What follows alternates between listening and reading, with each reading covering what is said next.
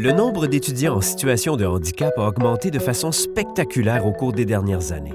Dans le réseau collégial public, en seulement 6 ans, on parle d'une augmentation de 700 %. Au Collège La Flèche de Trois-Rivières, chercheurs et professeurs se sont unis pour réfléchir à de nouvelles façons d'aborder l'enseignement.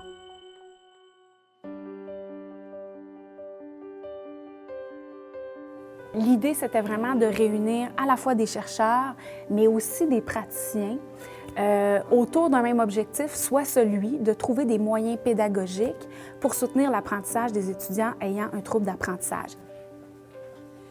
Moi, ce que je constate en regardant les enseignants avec qui j'ai travaillé, c'est que ça demande une certaine ouverture.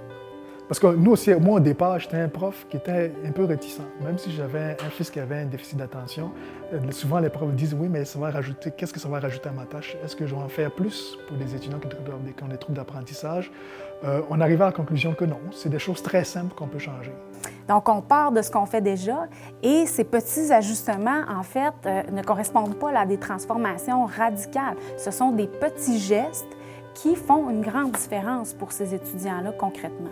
Un des éléments qui a été le plus significatif pour les enseignants dans le processus de recherche, c'est de rencontrer leurs étudiants ayant des troubles d'apprentissage. Donc, l'étudiant est le mieux placé pour expliquer c'est quoi qu'il a exactement et puis comment ça se manifeste pour lui. Donc, si l'étudiant nous dit exactement comment son trouble se manifeste et puis comment nous, on peut l'aider, bien, on est mieux outillé après pour aider cet étudiant-là.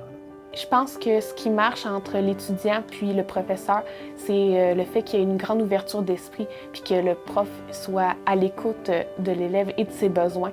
Quand je fais mon exposé, je vais insister sur ce qui est particulièrement important. Quand je vais présenter, par exemple, une lecture à effectuer, je vais donner des moyens à l'étudiant pour qu'il puisse, à partir de différents marqueurs, identifier c'est quoi le contenu important dans ce texte-là.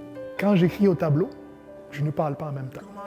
Quand je mets un PowerPoint, je laisse l'acétate là, la diapo, les étudiants lisent, après je peux commenter. Mais si je mets le PowerPoint et que je commente en même temps, les étudiants regardent le PowerPoint et puis ils m'écoutent. Un étudiant qui a un trouble d'apprentissage ne peut pas faire les deux.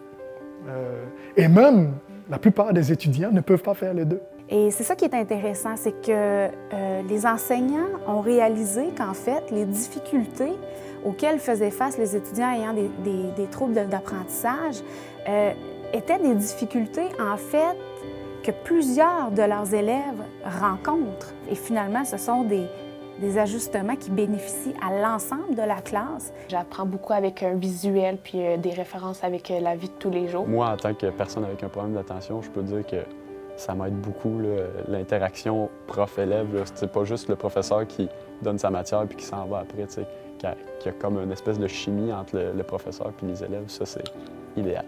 Par exemple, un étudiant qui a des difficultés attentionnelles, ce qui pourrait dire au professeur, mais si vous vous rendez compte que je suis dans la lune, mais on peut juste mettre une main sur mon épaule, juste toucher, taper au bout de la table pour me ramener, tout simplement.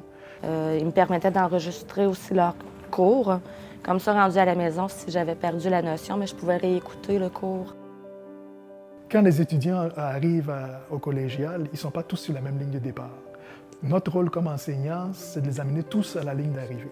Je pense qu'il faut comprendre que le soutien qu'on apporte à ces étudiants-là leur permet d'accéder aux apprentissages, leur permet de développer leurs compétences comme les autres. Donc, ce n'est pas un privilège qu'on leur offre. Au contraire, on leur offre une chance égale de développer leurs compétences.